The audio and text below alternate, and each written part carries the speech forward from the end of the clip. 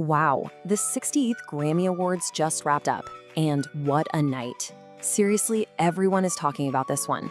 We saw a dominant sweep by one artist, a shocking upset for the biggest award of the night, and a few moments that are definitely going down in Grammy history.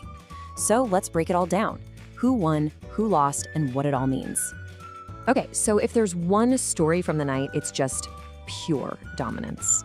For the second year in a row, one artist just completely ran the tables, walking away with a staggering 5 Grammys. But, and this is where it gets really interesting, despite that massive 5-award sweep, the night's biggest honor, it went to someone else entirely. And that single moment, it pretty much created the central drama for the entire evening. All right, so to really get how this all played out, we've got to look at the most coveted awards in music, right? The Big Four. These are the ones that cut across every single genre, and, they basically define the entire year in music. Okay, first up, Record of the Year. Now remember, this one's for the performers and the production team behind a single track. And the trophy? It went to Kendrick Lamar and SZA for their collaboration, Luther. And look at who they were up against. We're talking Bad Bunny, Billie Eilish, Lady Gaga. I mean, what a truly stacked category. All right, now for the big one, Album of the Year. In what a lot of people are calling the upset of the night, the award went to Bad Bunny for Debi Tirar Mas Photos. This was a huge, historic win, and it beat out the folks that many thought were the frontrunners, like Kendrick Lamar and Lady Gaga. So, let's switch over to Song of the Year, which, remember, is all about this songwriting itself. And here, Billie Eilish took home the prize for the absolutely beautiful Wildflower. This is such a huge honor for any songwriter, and it just proves her incredible power when it comes to crafting lyrics and melodies that stick with you. And finally, we've got that career-making award, Best New Artist.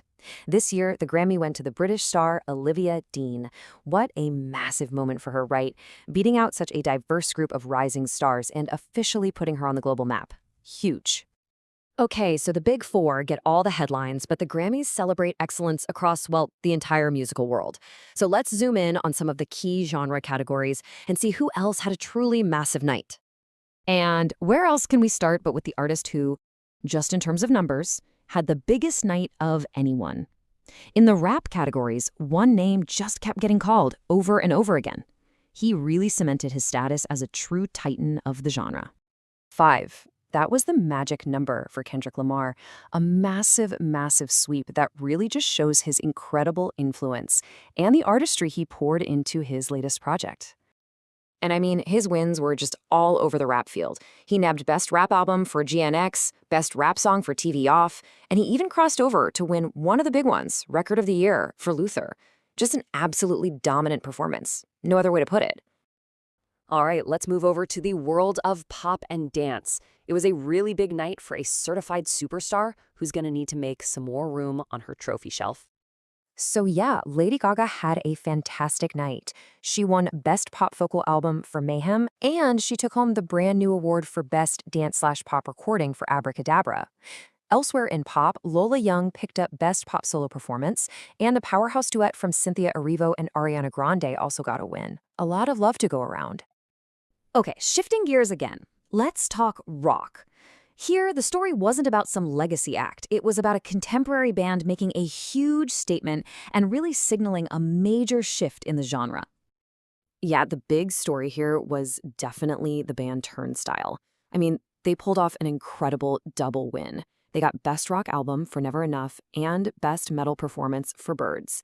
That kind of crossover success is massive. It really shows how the lines between rock and metal are starting to blur in some really cool ways.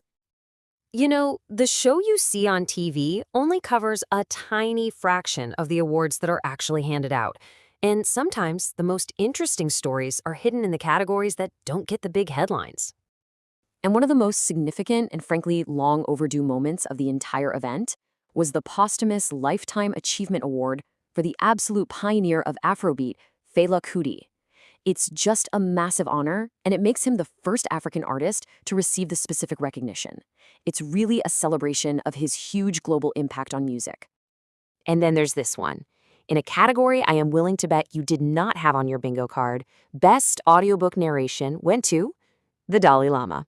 Yep, it's definitely a unique winner that shows you just how wide-ranging the Grammys can be. It did stir up a bit of controversy, though, drawing some criticism from Beijing. And let's not forget the music that brings our favorite movies, shows, and games to life. The Grammys honor that too. Some of the key winners here were Ludwig Göransson for the film Sinners, and a huge win for video game music, with Austin Wintory taking home the award for his score to Sword of the Sea. It's awesome to see that incredible talent in game composition getting the recognition it deserves.